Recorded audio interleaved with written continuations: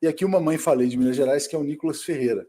Não sei se você viu a cena no Congresso ontem, antes da promulgação da reforma tributária, eles recebendo o presidente Lula com aquela coisa de o ladrão voltou, né? E filmando, lacrando. O ladrão chegou! O ladrão chegou! O ladrão chegou! É uma gente depravada mesmo, né? Eles têm fixação por essas ideias, né? De questão sexual, questão de aborto, são os moralistas de fancaria, né? Gente, a dupla moral, uma moral pública e outra privada, né? Gente muito degradada, muito depravada. Basta ver aí quem estava na frente puxando o couro aí, né? Que, como se dizia, um rato de igreja, né? Tem outros ratos de igreja aí nesse Nicolas, né? Típico rato de igreja. Agora o PT vai pedir a cassação do Nicolas Ferreira. Tenho certeza que o Nicolas merece a cassação. Essa cassação teria que ser simbólica, exatamente para demonstrar para os parlamentares que não é função parlamentar ficar brincando de TikToker, ficar brincando de fazer live. A função parlamentar é completamente diferente. É lógico que o embate faz parte da função parlamentar, mas o embate ele precisa ter um propósito.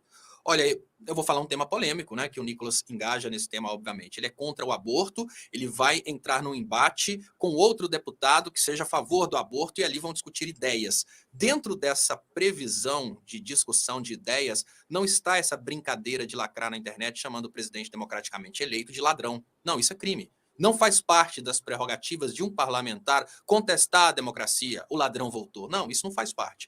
O detalhe é, será que a Câmara se aceitaria fragilizar dessa forma, tirando um deputado por causa de um crime de injúria contra o presidente da República? Eu acho que não. Eu acho que ele não vai ser cassado, mas não é porque ele não mereça ser cassado e não porque não existam previsões para isso ser uma infração dentro do Código de Ética da Câmara, mas porque isso pode abrir um precedente para que deputados percam esse poder de fazer esse tipo de política, que não tem nenhuma compatibilidade com a função parlamentar constitucional. O deputado ele tem sua imunidade parlamentar para opiniões, palavras e votos, mas dentro daquilo que ele vai deliberar. Você não vai deliberar dentro da Câmara dos Deputados se o presidente da República é ladrão ou não. Você pode deliberar a questão do aborto, você pode deliberar a questão dos direitos dos homossexuais, são as polêmicas dele, mas essa questão de brincar de Lula ladrão é para lacrar na internet, isso não é coisa de deputado fazer. O detalhe é, a Câmara vai ser grande o bastante para cassar o mandato dele por causa disso, e os deputados vão aceitar esse precedente que pode tirar dos próximos deputados a possibilidade de fazerem política com isso. Você sabe que o PT está movendo essas ações para caçar o Nicolas e outros deputados?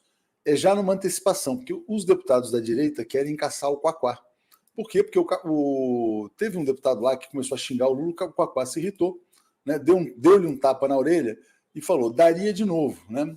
Disse Quaquá sobre tapa em deputado que xingou o Lula. Eu diria que o Quaquá agiu naquilo que a gente chama de injúria recíproca. Ele estava vendo ali o partido dele sendo injuriado e ele, contra uma injúria de palavras, ele partiu para a injúria real, que é um tapa na cara, é uma outra forma de humilhar. Às vezes, e eu falo isso sem sombra de dúvidas, às vezes palavras doem muito mais do que tapas, e a gente sabe disso. Então, essa coisa do cara aparecer chorando, falando que se sentiu muito humilhado por ter levado um tapa, é preciso questionar nesse momento quanto as pessoas se sentem humilhadas quando esses deputados bolsonaristas, senadores bolsonaristas, ficam desqualificando, por exemplo, as pessoas mais pobres que votam no PT e desqualificando as demandas dos mais pobres, né? Quando eles brincam com coisas tipo pão com mortandela. Não, você não pode votar porque você está com fome. Você tem que votar para tirar o imposto do iate ou o imposto do jatinho.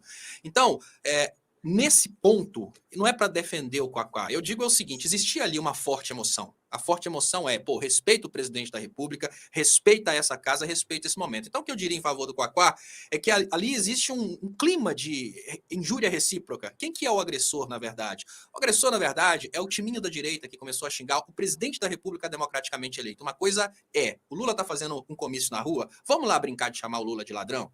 Isso é um ponto. O outro ponto é, dentro de um ambiente democrático que aprovou uma mudança constitucional, o presidente vai para promulgar essa mudança constitucional e uma turminha vai brincar de lacrar na internet. Então, o que eu consigo sentir nesse momento é que nós tivemos, no primeiro momento, um movimento de agressão contra o presidente da República, contra o Partido dos Trabalhadores e contra a própria casa, contra o Congresso Nacional.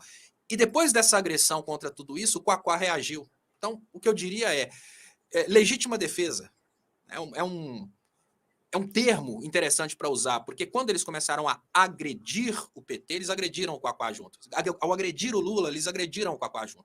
Agora, o Nicolas não. O Nicolas agiu com frieza, com sangue frio para brincar de youtuber, lacrador, tiktoker, Lula ladrão.